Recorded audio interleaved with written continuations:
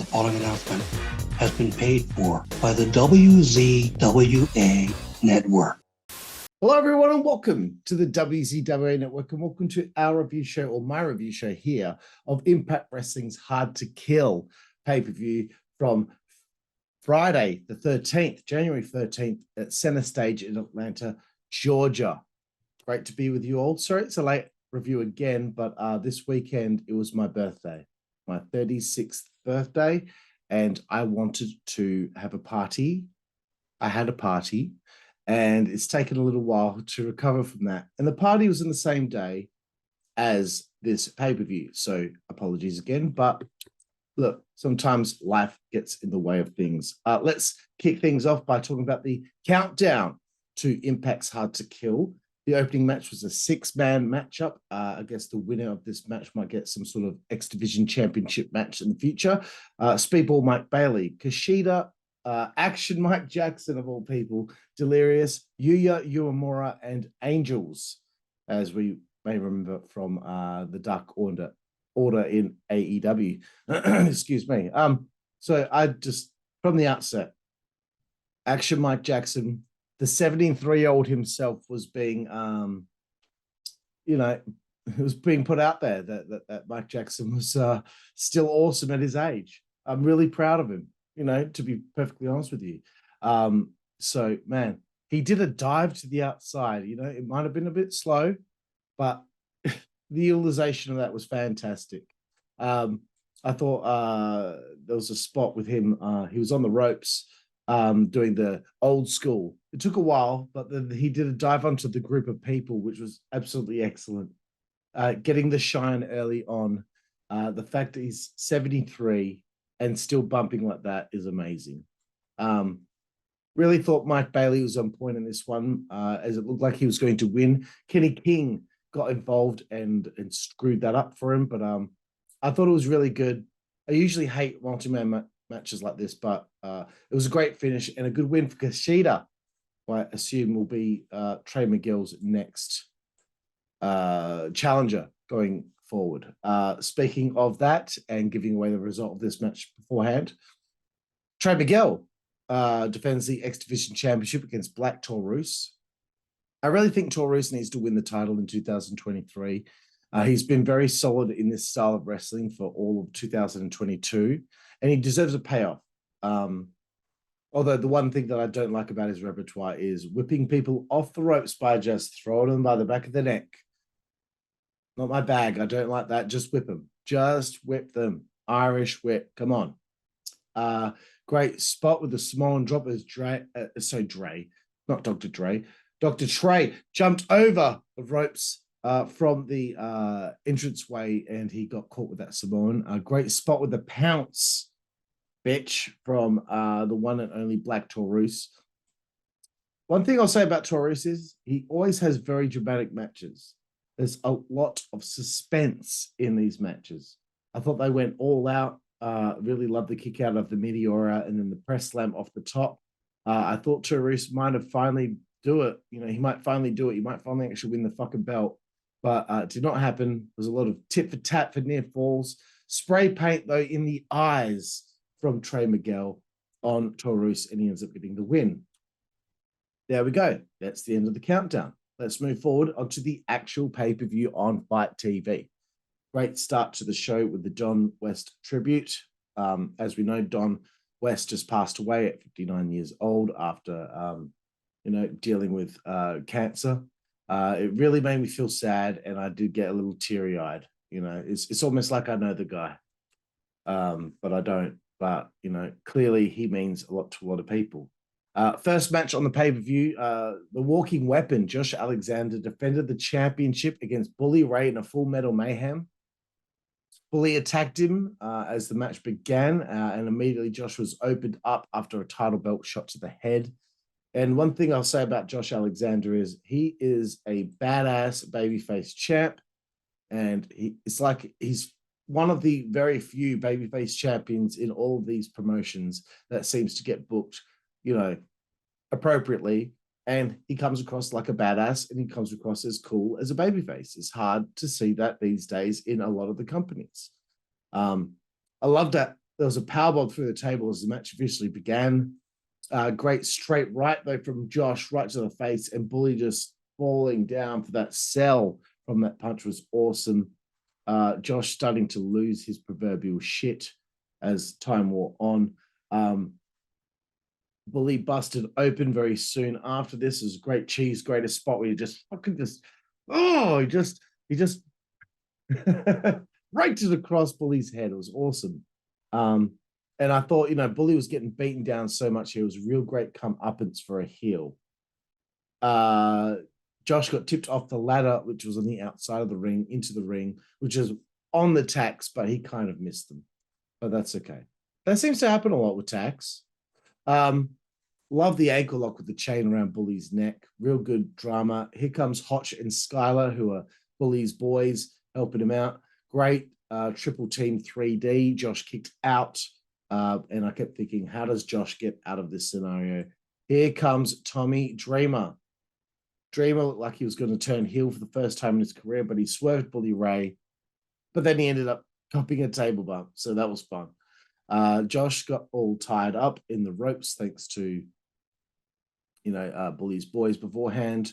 And he got a massive trash can shot to the skull, the bald skull of that big bass dude, Josh Alexander. His wife, Jen, shows up. I really popped for, what's his name? The commentator. Not Tom Phillips. It's not his name anymore. Something, I can't remember. Tom Phillips. Let's just go with that. It's been a long weekend, everyone. I love that he said, this piece of shit is demanding she beg. I don't know. It was good hearing a commentator lose their shit and use some foul language.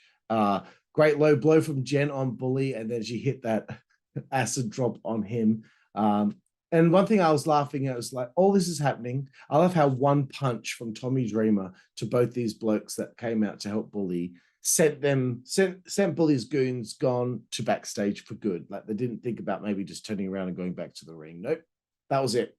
So that's a little bit of psychology. Tommy should have hit him with a chair in the head, both, instead of like a punch. I think that would have made more sense to them going backstage. Splash off the ladder on the outside onto Bully, into the ring, through the table. Bully kicked out. Great suspense, but then there was the ankle lock and it was all over. The walking weapon retains the championship. Let's move forward. Mickey's backstage with Tara and the former Victoria, of course. Raven shows up to show some support to Mickie.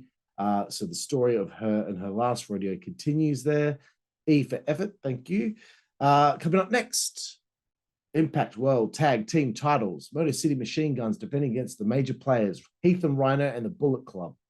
So this 4-team title match taking place here. There was a brawl to begin with as it broke down. I was really hoping this was going to be decent because, again, I have a problem with a lot of multi-man matches. Heath with a great power slam off the top rope. But soon after, Heath and Rhino were eliminated by Matt Cardona. I kind of thought that the major players might walk away with the tag titles here, but I'm kind of glad that they didn't because, maybe the story should prolong a little bit further so we don't keep hot potatoing these belts. But this was very good. I really liked Matt Rewalt's constant pops on commentary for Tom Phillips. It was very entertaining because Tom was getting sick of it, but he deep down, he really enjoyed it. Major players get eliminated. So good stuff from the Bullet Club. One thing, sorry. Too many running kicks on the ring apron, on the ring apron and someone's on the outside and they just do that running kick. Everyone's doing it. It's too much. I've said it before and I'll keep saying it every time I feel like it's being peppered into the shows too often. Another thought, Motor City Machine Guns, at this stage of your career, look, you've done everything that there is to do. Why not go to WWA? Hopefully they're interested because imagine Motor City Machine Guns against the Usos. That would be fun because they need some fucking teams to fight, But MCMG retain the belts with the Dirt Bomb, very good. And then Karazian shows up. Impact Wrestling is somewhere where, Karazian gets used like he's a big deal. I thought he was dressed fly as fuck, bro. I liked it, the little bit of a shoot that he cut on that promo on him leaving AEW. Should he be settled by seeing his best part of his career that is left. You know, he's still slightly in that prime of his career. Why waste it by doing nothing in AEW except working on Dark and having stupid angles where he's the elite hunter and doesn't actually hunt any of the elite properly or get a win over any of them, or is made to look like a little bitch by Sammy Guevara.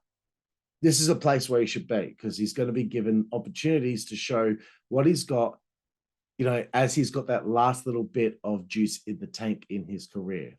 So he's back in Impact. He's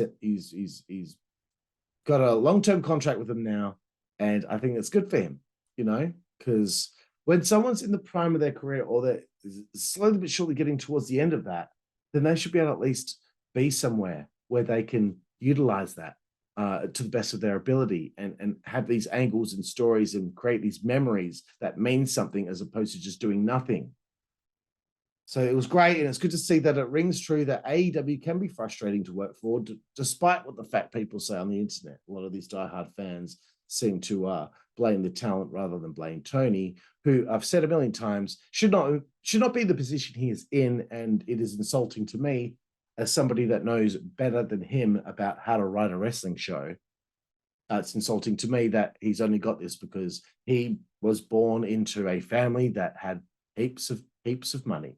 So that's just my opinion. Don't care. It's frustrating, you know.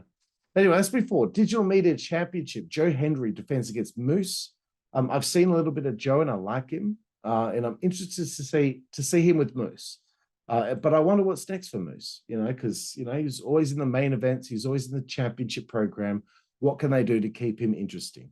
I thought him selling the suplex early on was brilliant. And then Joe walking with Moose in a stalling suplex on the outside was fantastic.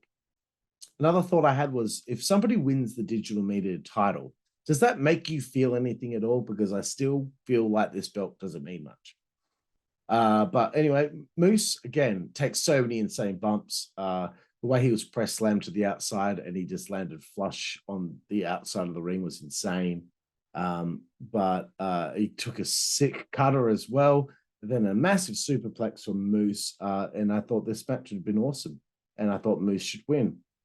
So there's great suspense in the dying minutes, but Moose with a low blow, then a spear. Moose wins, and I was so excited that Moose won the championship here. But here comes the new director of authority in Impact Wrestling, Santino Marella, aka Anthony Corelli. He shows up. I'm surprised he has the name and he can use the accent. Maybe WWE were cool with it. Maybe they asked and they gave it to him because they know that they're probably not going to bring Santino back. But I did like the promo that Santino cut, especially complaining about the low blow into the scrotissimus region. He restarted the match, and then Joe retained the belt soon after, which I thought was a little bit of a ball ache. That's okay. Kenny King cuts a promo, which I'll maybe allude to, thinking about the fact that Hottie interviewer Gia Miller was not there with him. Maybe she was just not doing a lot this evening. Let's get to the next match. We've only got 4 to go. Deonna Purrazzo takes on Masha, Slamovich, Taylor Wilde, and Killer Kelly in a 4-way where the winner will get a shot at the Impact Women's title very soon. And you know me, I like me some Killer Kelly, that Portuguese babe. Jesus Christ. It's like Cora Jade. She's got this butt that is so hungry that it's eating the tights. So Killer Kelly's butt hanging out the whole time. Count me in, bro. Deonna with a great baseball slide, destroying Kelly and Masha. Taylor then with a dive. She could have hurt herself with that suicide dive. But then Deonna with that crossbody. And then Masha hit a plancha. It was kind of lame, but also not bad. You know, sometimes I give things like this a bit of a pass because of how interesting it came across. I like Masha with the trash talk in her native tongue the whole time. And another compliment for Killer Kelly is she comes across so legit, and she's so hot too. Sorry, I can't help it. Whatever.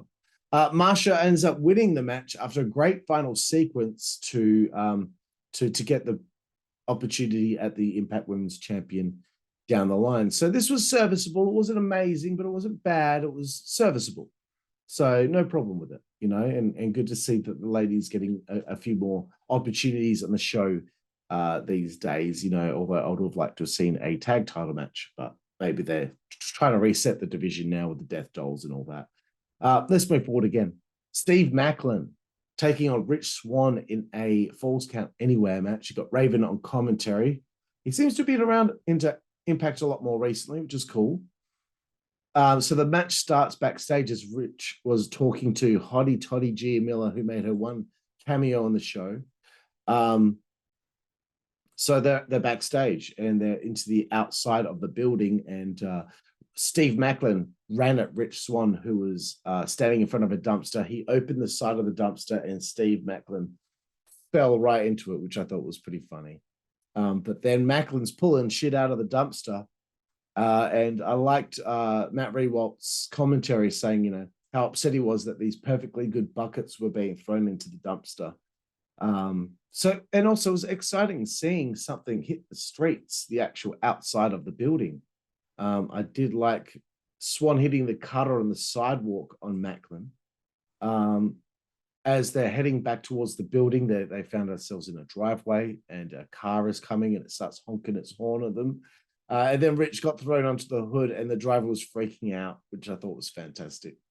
I like that the referee was being chastised by Raven for the fact that he was making the count on the concrete very weak because he was concerned about hurting his wrist on each count. I thought that was kind of funny because it is funny. When you watch referees count backstage or on concrete, they always hit it a bit softer. Now, Steve Maclin does not fuck around. This was a hell of a fight. And it was good to see Rich Swann in an actual singles feud. But again, a fight like this, again, I get brought out of my suspension of disbelief when Rich Swann won't stop clapping his leg so obviously, which I've said for nearly a year and a half now. It's too obvious, bro. You just got to be real subtle about it when you clap your leg. You're too obvious. So Maclin off the entranceway gets thrown off and it spills down, and Rich hits a great splash onto him. And one thing I'll say about Hard to Kill this year, just like last year, different flavors on this show. You got your hardcore, you got your women's stuff, you got your technical stuff, you got your high flying stuff, a lot of different flavors. Was this better than last year's Hard to Kill? Probably not, because that was pay-per-view of the year last year as far as I'm concerned. Great running powerbomb on the floor by Maclin. This was so dramatic. But then he hits the KIA on the ramp and Swann is pinned. Great ending to the match. Good to see Steve Maclin get the win. Excuse me. 2 matches to go. This is a very quick review, ladies and gentlemen, because I'm tired after my birthday this weekend. I slept 15 hours today, and the first thing I did was go to the shop, get some beer, come back home, and watch this pay-per-view. So I like to get on with my evening and enjoy myself and relax. Although I did enjoy myself watching this show, trust me, okay? But this looks like that might be the real final culmination of the Honor No More story, the final champion, Jonathan Gresham, coming back to try and get one over on Eddie. But as this ends, I don't think we're quite there yet. But this place, Impact Wrestling, seems like the place for disgruntled former Tony Khan employees. Gresham, early on, I loved the psychology of how he's almost impossible to wrestle. A great story with the frustration that Eddie Edwards was feeling trying to get one over on Gresham. And I also thought Gresham would honestly be good for NXT. I did like Gresham locking in some submissions and some, digit manipulation on the hands and fingers of Eddie Edwards, and Eddie was screaming, "No, John, John, John." I loved it. That was good. And props to Eddie Edwards for his gunshot-like knife-edge chops. Damn. I thought Gresham pushing his chest out into the chops to fight back on them was really cool psychology as well. Great war between these two. They went all out, and honestly, I'm putting it out there. Eddie Edwards versus Jonathan Gresham was better than Kenny Omega versus Will Ospreay at Wrestle Kingdom. You can suck that match as whole all you want, everyone. Some of that stuff was nonsensical, and I'm not going to get into it, but now that I look back, I realize that that match, it's not 6 and 2.25 stars. Piss off, Meltzer. But this was excellent. This was better than that. Also suspenseful. Eddie almost won with a Tiger Driver, and then the Boston Knee Party finished him off. Good victory, great match. The lights go out. Here we go. I thought that was an ECW chant, but it turned out it was a PCO chant because PCO is back to go after Eddie Edwards. The story is not over between those two just yet. Okay, we're doing pretty good here. We're not even near 30 minutes yet, and we just got to our main event of the evening. It is the last rodeo. It is Mickie James continuing her last rodeo as she challenges now, finally, after all these wins over all these months, she challenges Jordynne Grace for the championship. So I thought maybe this is it because of the way that Mickie was portrayed during the entrance. It was a great start to the match. Mickie's selling this with her fire when she's fighting back like it actually is her final match. This is why she was one of the best female performers of last year and 2021. Great stalemate where Mickie kicked Jordynne in the head and finally knocked her down, which is preceding a fantastic bulldog off the top rope. Once again, as usual, she goes for the Mick DT and it's always reversed the first time. Jordynne with a superplex, then into a jackhammer and a kick out. Huge suspense here. And then Jordynne, I have to say this about her. She ended up having a hell of a run as champion, despite seemingly randomly winning the belt in that women's Queen of the Mountain, match sometime last year. I thought it was a little random that she won the belt. Great reversal of the tombstone into a run-up from Mickie. This is amazing suspense. These two were on point. A small package. Reversal from the Grace driver. It ended up with a Mick DT coming out of that, and I thought that was over, but there was a kick out from Jordynne Grace, and at this point, I thought to myself, this too, I don't care what anyone thinks. This was better than Omega versus Ospreay, who everyone's like, oh, it's already match of the year. No, definitely not. Sorry, I don't care how much you might want to make yourself look like you're killing one another and you're going to kick out of everything, even maybe a gunshot to the head, but this was better. The suspense was great with the choke from Jordynne Grace. Tornado DDT out of the blue almost from Mickie James, which was so suspenseful. And she got the big win. And she celebrates in the ring with her good friend Tara, aka Victoria, and her family. And to be honest with you, I wanted Tara to turn on her so that the next pay-per-view, Tara might wrestle Mickie James for the belt. Because I don't know, I just thought that would have been interesting. Maybe Tara's there to support, but only she's like, you know what? I remember everything that you put me through back in WWA. I remember all those matches that we had back then. I want to end your career, and I want your career to be ended by a friend of yours because it will mean more coming from me beating you than anyone else. And, big fan of Tara. But alas, that was not to happen. And that wasn't going to happen. And we went off the air with the happy ending of the show. And Mickie James is the Knockouts World Champion. There we have it. And it appears I've only been recording for like 24 minutes so far. So we got this done in under 30 minutes. I liked Impact's Hard to Kill 2023 pay-per-view. I enjoyed it more than Wrestle Kingdom. I enjoyed it more than, there was something else that I reviewed recently, I think. I can't remember, but like every show that I've seen so far this year, this was the best pay-per-view so far. Just like Hard to Kill was last year throughout the whole year. So I'm going to give this one an 8 out of 10. I think everyone on this show put in a hell of an effort.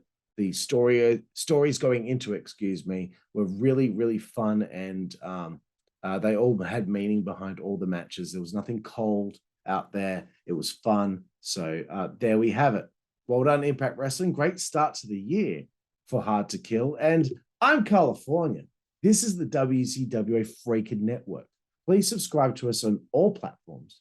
Please follow us on everything that we've got going on. Check us out on ProWrestlingTees.com under our merchandise brand Thunder Mifflin, like Dunder Mifflin from The Office.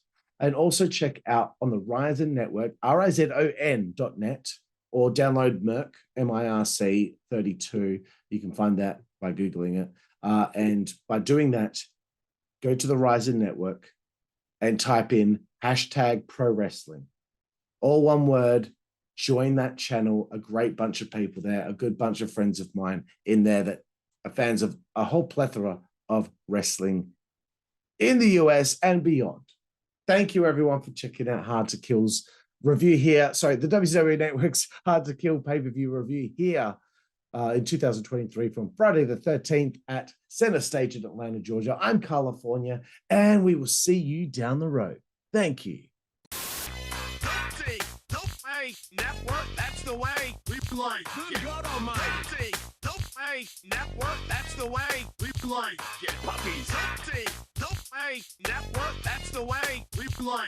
Get. The following announcement has been paid for by the WZWA Network.